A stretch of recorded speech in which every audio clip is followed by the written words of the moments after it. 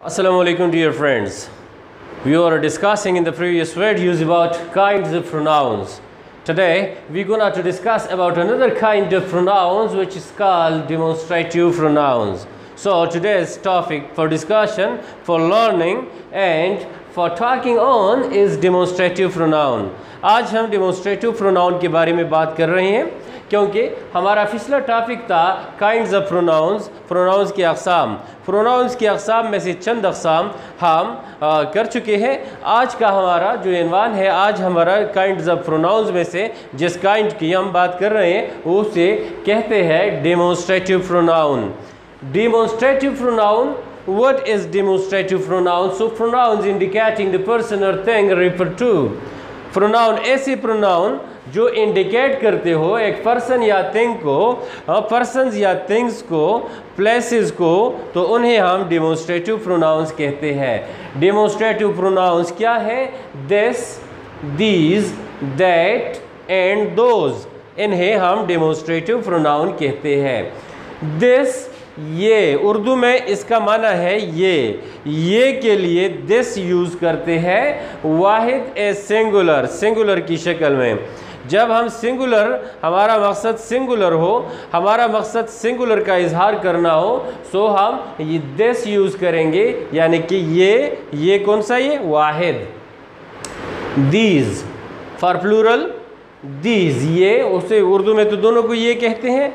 फिर वहाँ आखिर में जो है और हैं दोनों आते हैं, वहाँ पर फ़र्क नुमाया हो जाता है कि कौन सा ये है, जमा मुराद है या सिंगुलर मुराद है। तो ये दीज प्लूरल के लिए, ये जमा। दैट, वो हो a thing which is further, which is farthest, which is on a distance, एक चीज़ जो तुमसे दूर हो, एक चीज़ जो तुमसे फासले पर हो, उसके लिए दैट, वो हो वाहिद। और दोज, दैट का जमा, चीज़ें हैं, बहुत सारी चीज़ें हैं, जगह है, पर्सन्स है, दूर है, तुम उसकी बात करते हो, या you want to indicate them, so at that time you will use those as plural. So मेरा मतलब है दिस वाहिद singular, these plural, that singular, those plural. That और दोज दूर के लिए, दिस और दीज नज़दीक के लिए, करीब के लिए। यानी कि देखिए for example here, demonstrative pronouns point out the object in which they refer, the object in which they refer। अब यहाँ पर आ जाए, this refer to what is close at hand, this refers to what is close, यानी जो तुम्हें करीब हो, to what is close at hand, जो तुम्हें बहुत करीब हो, जो तुम्हें नज़दीक हो, and nearest हो, तुम्हें बहुत ज़्यादा करीब हो, to the, किसको, स्पीकर को, जो बंदा बात करता है ना, उस बात करने वाले के जो चीज़ें करीब हो, और उसका वो ज़िक्र करता हूँ, जो जगह करीब हो और उसका वो ज़िक्र करता हूँ, जो अफराद करीब हो और उसका वो ज़िक्र करता हूँ, तो उसके लिए वो यूज़ करेगा दिस या दोज। ओके, और that to what is over there, over there आपसे कुछ फासले पर, आपसे ज़्यादा फासले पर, आपसे कुछ कम फासले पर, वहाँ पर हम क्या करेंगे, दैट यूज़ करेंगे। That refers to what is over there, यानी फर्दर अवे, यानी कि फार्दर अवे, तुमसे दूर हो, वहाँ पर दैट और दोज का यूज़ करेंगे। अब देखिए ना, ये दिस, दीज, दैट और दोज, ये हम कहाँ यूज़ करते हैं? ये किसी शख्स, एक शख्स यानी अशखास, पर्सन और पर्सन्स, चीज़ या चीज़ों, थिंग और थिंग्स, जगह या जगहों, प्लेस और प्लेसेस के कायम मुकाम की हैसियत से इस्तेमाल होते हैं, जिनका ज़िक्र होता है, उनके कायम मुकाम की हैसियत से हम दिस और दैट, दीज और दोज, इनको हम उनके कायम मुकाम की जगह पर इस्तेमाल करते हैं। सो डेमोन्स्ट्रेटिव प्रोनाउंस क्या है? डेमोन्स्ट्रेटिव प्रोनाउंस ऐसे प्रोनाउंस है जो हम किसी शख्स, अशखास, चीज़ या चीज़ों, जगह या जगहों के कायम मुकाम के तौर पर इस्तेमाल करते हैं। ओके, अब इनकी कुछ एग्जाम्पल्स हैं। हियर आई हैव स्टेटेड, दोबारा एक नज़र दोबारा डालते हैं इन दो पॉइंट्स पे। This refers to what is close to hand and nearest. Close to hand means nearest. This use करेंगे किसके लिए? ऐसे शख्स अशखास के लिए, चीज़ या चीज़ों के लिए, जगह या जगहों के लिए जो क्लोज टू हैंड हो, यानी कि जो नियरेस्ट हो, हाँ, उसके लिए हम किसका यूज़ करेंगे? दिस का यूज़ करेंगे। ओके, किसको? ये टू द स्पीकर, जो बंदा बात करता है ना, उसको, उसके क्लोज टू हैंड हो। जो बंदा बात कर रहा है किसी चीज़ का, अफराद का, हाँ, या जगहों का, उसके करीब जो हो, तो एट दैट टाइम वो उनके लिए, क्योंकि it refers to that, to those things, तो उनके लिए वो दिस का यूज़ करेगा।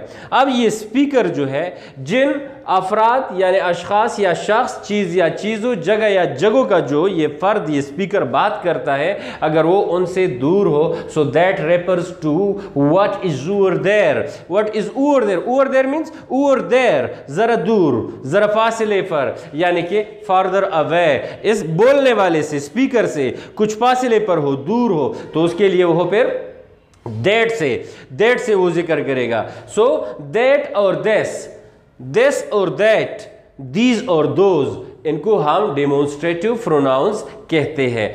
अब इनके देखिए ना, इस मिसाल में देखिए, बोथ सोप्स आर गुड, दोनों साबुन अच्छे हैं। साबुन के दोनों वेराइटीज़ अच्छे हैं, यानी एक ब्रांड का है, दूसरा दूसरे ब्रांड का है। एक बंदा बात करता है उनके बारे में, एक स्पीकर बात करता है कि both soaps are good but this is better than that, this is better than that, this is better than that. अब यहाँ पर देखिए, दिस को इस्तेमाल किया गया और दैट को इस्तेमाल किया गया। एक के लिए दिस को इस्तेमाल किया गया और दूसरे के लिए दैट को इस्तेमाल किया गया। लिहाजा ये दिस और that refers to some things. Okay, that's why this and that, they are demonstrative pronouns. Now come here to discuss here another point. In already mentioned two things, जब दो चीज़ों का पहले से ही जिक्र किया जा चुका हो। In already mentioned two things, जब दो चीज़ों का जिक्र करना है, ऑलरेडी दो चीज़ों का जिक्र हो गया है, तो this refers to thing last mentioned. एक जुमला है, एक फ़िक्रा है, उस फ़िक्रे में दो चीज़ों का जिक्र हो गया है और बाद में दिस और दैट से उनके कायम मुकाम की हैसियत से दिस और दैट को यूज़ किया गया। तो so what, this refers to thing last mention. उस जुमले में जिस चीज़ को आखिर में मेंशन किया गया, जिस चीज़ का जिक्र आखिर में किया गया, तो उसके लिए क्या? दिस, यानी आखिर वाले के लिए दिस। हाँ, and that refers to thing mentioned first, और पहले जिस चीज़ का जिक्र किया गया उसके लिए दैट यूज़ करेंगे। ये चीज़ ज़रा नोटेबल है। यहाँ पर देखिए ना, this for the thing mentioned last, जुमले में जिस चीज़ का जिक्र आखिर में किया गया, सो आखिर में जिक्र शुद्धा चीज़ या फर्द या जगह के लिए हम दिस यूज़ करेंगे। और जिस जुमले में पहले से, यानी जिस जुमले में अगर किसी शख्स, चीज़, फर्द, अफराद, जगह या चीज़ों का जिक्र पहले किया गया हो तो उसके लिए दैट यूज़ करेंगे। यानी जुमले में अगर चीज़ों का जिक्र पहले किया गया, अगर अशखास का जिक्र पहले किया गया, अगर जगहों का जिक्र पहले किया गया, या चीज़, शख्स या जगह का जिक्र पहले किया गया, तो पहले जिक्र शुद्धा के लिए दैट यूज़ होगा। दैट से मुराद, या दूसरे मानों में दैट से मुराद जुमले में पहले जिक्र शुद्धा चीजें होंगे, और दिस से मुराद जुमले में आखिर में जिक्र शुद्धा चीजें होंगे। For example, Karachi and Lahore are both thick populated cities नहीं लिखा है, मतलब सिटीज है। Karachi and Lahore are both thick populated यानी thick populated cities. Okay, Karachi और लाहौर दोनों गुंजानाबाद है, उनकी आबादी बहुत ज्यादा है। This perhaps less than that. This perhaps less than that. अब यहां पर हम this से क्या मुराद लें और that से क्या मुराद लें? This perhaps less than that. इन दोनों में से हम क्या मुराद लें? तो यहां पर हमें मैंने आपको बता दिया कि this last mentioned के लिए और that first mentioned के लिए। तो अब यहां पर देखते हैं इस जुमले में पहले क्या मेंशन किया गया? एक जगह का नाम लिया गया है, एक शहर का नाम लिया गया है। शहर जगह होती है ना। सो कराची क्या है? ये एक जगह है, इस जगह का जिक्र इस जुमले में पहले हो गया है। जो जिसका जिक्र पहले हो गया उसके लिए दैट, उसके लिए क्या? दैट। और लाहौर भी एक जगह का नाम है, लाहौर का जिक्र इस जुमले में बाद में किया गया, यानी कराची से आखिर में, कराची के बाद किया गया, तो बाद में जिक्र शुद्ध चीज के लिए देश, बाद में जिक्र शुद्ध चीज जगह या शख्स के लिए देश, और पहले जिक्र शुद्ध चीज जगह या शख्स के लिए दैट। अब इधर पहले के लिए दैट और लास्ट के लिए देश, तो कराची के लिए दैट। अब इस दैट से हमारा मतलब क्या हुआ इस जुमले में? इस जुमले में दैट से हमारा मुराद है Karachi. In this sentence this demonstrative pronoun that refers to Karachi, it refers to Karachi. And this is also we have pronoun, and this demonstrative pronoun refers to Lahore because Lahore has been mentioned in this sentence last.